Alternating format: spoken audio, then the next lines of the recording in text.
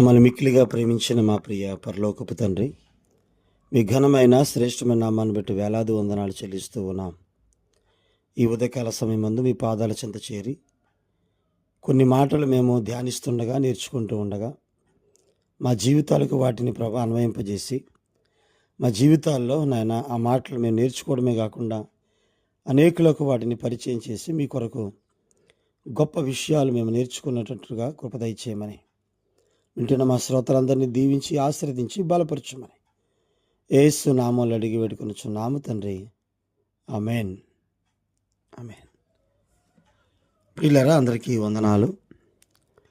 Christmas దానికి సంబంధించిన చారిత్రక అంశాలు మనం చాలా విషయాలు నేర్చుకున్నాం.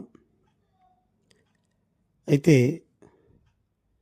మరొక అంశాన్ని మనం ఈరోజు నేర్చుకోవడానికి మనం ఇష్టపడదాం. అడ్వెంట్ నవంబర్ 24 నుంచి డిసెంబర్ 24 వరకు లేదా 25 వరకు ఒక నెలని మనం అడ్వెంట్ మంత్ అని పిలుస్తాం. దీనిలో భాగంగా 4 వారాలు ఉంటాయి, 4 ఆదివారాలు. ప్రతి ఆదివారం ఒక్కొక్క క్యాండిల్ వెలిగిస్తారు.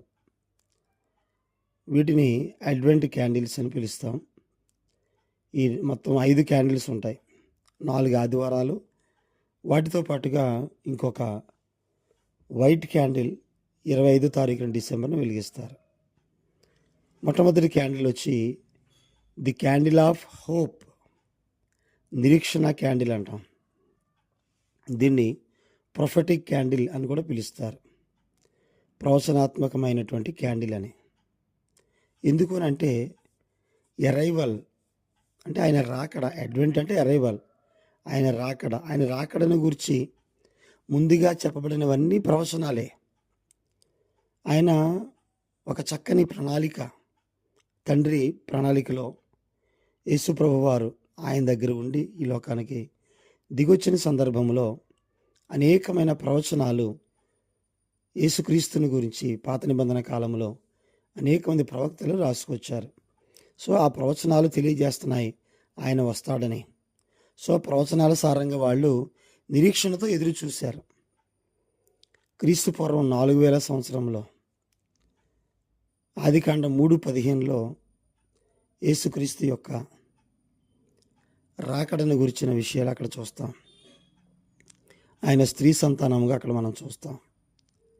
అలాగే క్రీస్తు పూర్వం 2000 సంవత్సరంలో అబ్రహాము ద్వారా లేదా అబ్రహాము యొక్క సంతాన స్వభావంలో నుండి వస్తాడని హెబ్రీ పత్రిక 2:16 ఆ విషయాలు మనం చూడొచ్చండి. క్రీస్తు పూర్వం 2000 సంవత్సరం అంటే ఆయన రాకడకు ముందే కొన్ని వేల సంవత్సరాల నుండి ప్రవచనాలు చెబుతున్నట్టుగా మనం చూస్తాం. అలాగే క్రీస్తు పూర్వం 1500 సంవత్సరంలో మోషే ద్వారా చెప్పించాడు.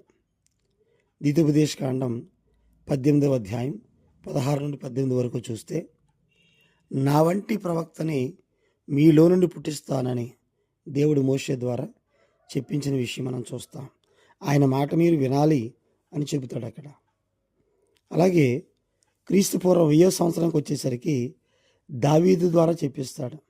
దావీదు కుమారుడని, దావీదుకు వంశముల నుండి వస్తాడని, అలాగే దావీదు యొక్క వేరు చిగురు అని, యెషయి మొద్దు నుండి చిగురు పుట్టెను అనే మాట మనం చూస్తాం.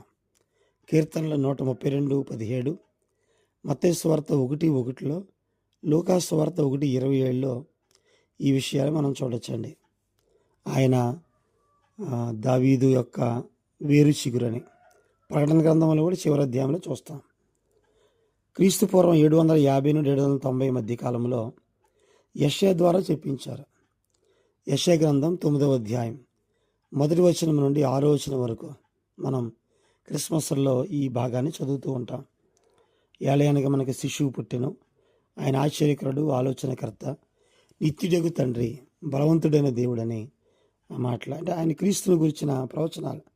అంటే కొన్ని వేల సంవత్సరాల ముందు నుంచే ఆయన గురించి రాయబడిన ప్రవచనాల ద్వారా అనేక మంది ఎదురు చూశారని చెప్తాడు. అదే కాలానికి చెందిన మీకా క్రీస్తు పూర్వం 750-790 మధ్యకాలంలో చెప్పినటువంటి ఆయన మీకా 5:2 మనం ఆ మాట చూస్తాం. యోధా దేశ బెత్లెహేమ, నీ యోధా ప్రధాని ఎంత మాత్రమును అల్పమైన దానము కావు, ఇశ్రాయేలును పరిపాలించే అధిపతి నీలో నుండి వస్తాడని. కాబట్టి యేసుక్రీస్తు వారు ఆయన నిరీక్షణ ఎదురు చూసినట్టుగానే ఆ నిరీక్షణ క్యాండిల్ మొదటి ఆదివారం వెలిగిస్తారు. ఆ నిరీక్షణ క్యాండిల్ని బట్టి, ప్రొఫెటిక్ క్యాండిల్ని బట్టి అనేక మంది ఆయన కోసం ఎదురు చూశారు. అలాగే మనం ఇంకా ఆయన వచ్చేసాడు కనుక ఆయన కోసం కాదు ఎదురు చూసేది, ఆయన రెండో రాకడలో రాబోతున్నాడు కనుక ఆయనని మనం ఎదుర్కోవడానికి సిద్ధంగా ఉన్నామా లేదా అని మనల్ని మనం పరీక్షించుకోవడానికి, మనల్ని మనం సరి చేసుకుని ఆయన వస్తే ఆయనతో పాటు వెళ్ళిపోవడానికి మనం సిద్ధంగా ఉండాలి. మన నిరీక్షణ క్రీస్తు అయి ఉన్నాడని మనం అనేక విషయాలు చదువుతాం. కాబట్టి ఆ రీతిగా మనం క్రీస్తు కోసం, ఆయన రెండవ రాకడ కోసం ఎదురు చూస్తూ మనల్ని మనం సిద్ధపరుచుకుందాం. దేవుడు తన మాటలు దీవించునుగాక. ఆమేన్.